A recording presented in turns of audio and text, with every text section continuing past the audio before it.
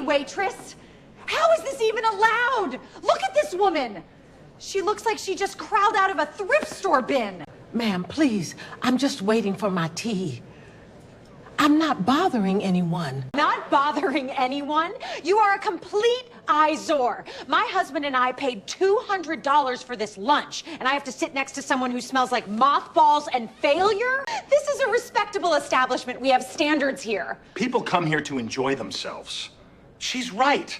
Just by looking at you reminded me of hardship. Look, either move her to a table in the back where she won't disturb anyone, or move us right now. I'm not sitting here. And certainly, I didn't come to a place like this to have my meal ruined. You might be wondering why this woman is being treated like a criminal just for sitting in a restaurant. But to understand the shouting, you have to understand why Margaret is sitting at this table in the first place.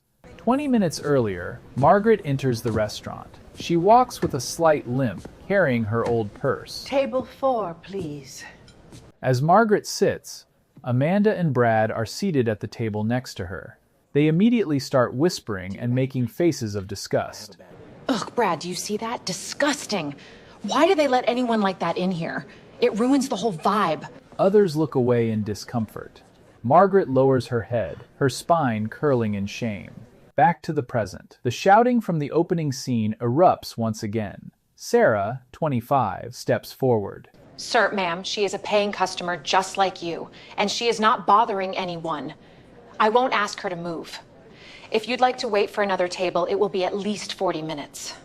40 minutes? Do you have any idea who we are? My husband's firm handles the legal accounts for this entire block. You're gonna regret choosing a nobody over us. Margaret sits alone, her hands trembling so hard she has to lace them together on the table. She is staring at the empty chair across from her with a look of profound, agonizing loneliness. I'm sorry, Michael. I shouldn't have come. Sarah approaches the table gently. She notices Margaret is clutching a small, yellowed piece of paper. As Margaret reaches for her handkerchief, the note slips from her shaking fingers and flutters to the floor. Sarah, quickly leaning down to pick it up. I've got it, honey. Don't you worry. Sarah's eyes scan the note as she hands it back. She freezes. The camera zooms in on the elegant, faded handwriting. Today would have been our 47th wedding anniversary. This was always our table. I miss you every day, Michael. Oh, Margaret, you're not just here for tea, are you? Michael was a doctor at the hospital where I was a nurse. For 46 years, we sat at this exact table every Tuesday. He always said this window had the best view of the rain. I thought if I came here today, maybe it wouldn't feel like he was so far away. But I think those people are right. I'm just a lonely old woman living in the past. They couldn't be more wrong. You stay right here. Sarah turns and walks toward the kitchen with purpose. She doesn't just go back to work, she gathers the staff. Listen up. We have a retired nurse at table 4. It's her 47th anniversary, and it's the first one she's spending without her husband. If anyone deserves our respect, it's her. Those arrogant jerks at the bar just humiliated her for being alone.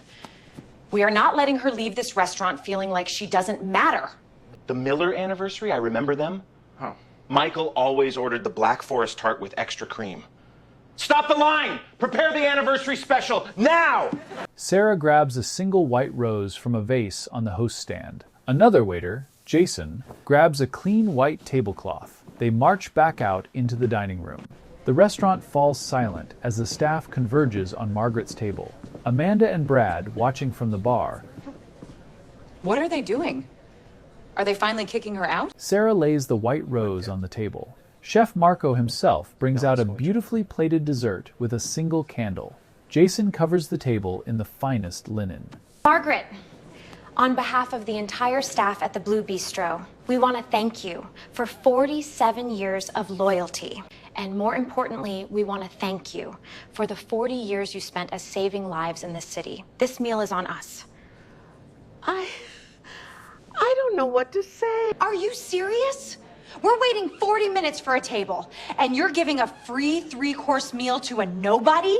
This is an insult to your actual paying customers. This is pathetic. Sarah, turning to face Amanda, her eyes burning with a freezing, righteous fury. You want to know what's pathetic, ma'am?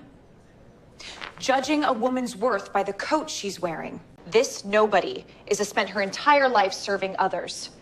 She's here celebrating who 47 years of a love you clearly know nothing about, and it's the first one she's spending without her husband. Sarah begins to read the note aloud to the entire restaurant. The room goes pin-drop silent as the words, I miss you every day, Michael, echo through the bistro. The atmosphere shifts instantly. Several customers look down in shame. A woman at a nearby table, who had previously whispered about Margaret, stands up with tears in her eyes. Walking over to Margaret, her voice thick with emotion.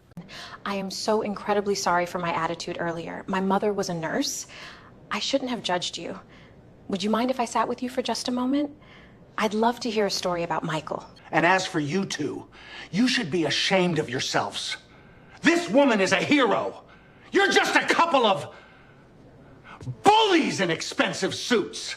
The entire restaurant begins to erupt in applause for Margaret. The social karma is immediate and devastating. Amanda and Brad are left standing at the bar, completely humiliated. Everyone is staring at them with freezing contempt. This is ridiculous. Come on, Brad. We're leaving. Don't even think I'm gonna let this slide. I'm writing a 1-star review. I'll have this place shut down. You won't have to worry about a review, because you're officially banned from this establishment. We don't serve people who lack basic human decency. Get out! The couple is escorted out of the restaurant by security, their faces beet red with agonizing humiliation as the diners cheer their exit. Margaret, she is no longer trembling. She is surrounded by 3 other diners who have joined her table. She is smiling, holding the white rose, sharing a story about Michael. The empty chair across from her doesn't feel so empty anymore. Came here expecting to remember my husband. I didn't expect strangers to remind me how much goodness still exists in the world. Happy anniversary, Margaret. Margaret walks out of the restaurant later that day, the sun breaking through the rain. She carries the rose and the memory of a day that could have been a tragedy, but became a masterpiece of compassion. True courage isn't found in a title, but in the choice to be kind when the world is being cruel. What would you have done in this situation? Comment heart for Margaret if this story touched you. Like this video if you think they got what they deserved, and follow the page for more powerful stories. Never judge a book by its cover, for you may miss a beautiful story. Kindness is the only language that can heal a broken heart. Compassion will always expose the truth. This video reminds us that we never truly know what someone is going through. Margaret wasn't looking for pity. She was honoring a lifetime of love and coping with a heartbreaking loss. A little kindness can mean everything to someone carrying unseen pain. Respect, compassion, and empathy cost nothing, yet they can change a person's entire day. Before judging others, choose understanding. Kindness will always leave a stronger legacy than cruelty.